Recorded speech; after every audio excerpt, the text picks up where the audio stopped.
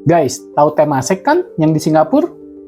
Nah, Indonesia tuh mau bikin kayak Temasek tapi lebih besar lagi. Namanya Danantara. Tapi ini sebenarnya bakal jadi peluang atau malah akan jadi malapetaka nantinya.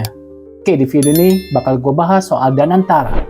Jadi gini guys, Danantara itu adalah singkatan dari Daya Anagata Nusantara. Sebuah badan baru yang fungsinya tuh buat ngelola aset gede-gedean dari BUMN kita. Mulai dari Bank Mandiri, BRI, PLN, sampai Pertamina. Kalau semua aset ini digabung, totalnya hampir 9.000 triliun rupiah. Kebayang nggak tuh duit sebanyak itu? Faktanya, Danantara ini dirancang mirip banget sama Temaseknya Singapura, yang jadi investor raksasa di banyak perusahaan global. Bedanya, Indonesia ngasih tambahan 3 fungsi: Sovereign Wealth Fund, Development Investment, dan Asset Management. Jadi kayak INA, tapi versi lebih lengkapnya. Ambisinya apa sih?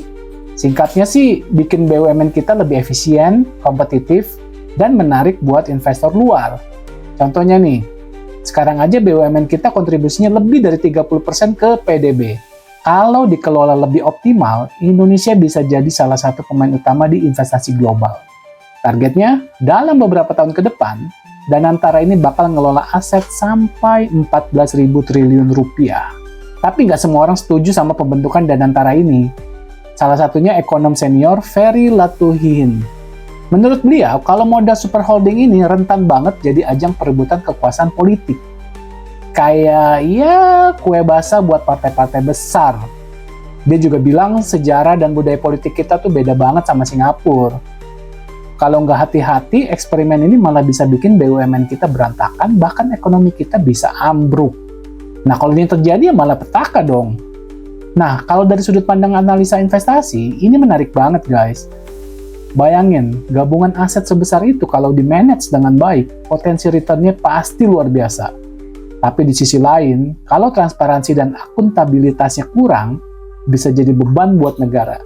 Jadi kuncinya sih ada di governance alias tata kelola yang benar. Jadi Danantara ini memang punya potensi besar buat ngubah cara kita ngelola aset negara. Tapi pertanyaannya, siapkah kita menghadapi tantangan yang muncul? Apakah ini bakal jadi lompatan besar seperti Temasek? Atau malah jadi bom waktu buat ekonomi kita? Tulis pendapat lo di kolom komentar. Gue pengen banget tahu pandangan kalian soal ini.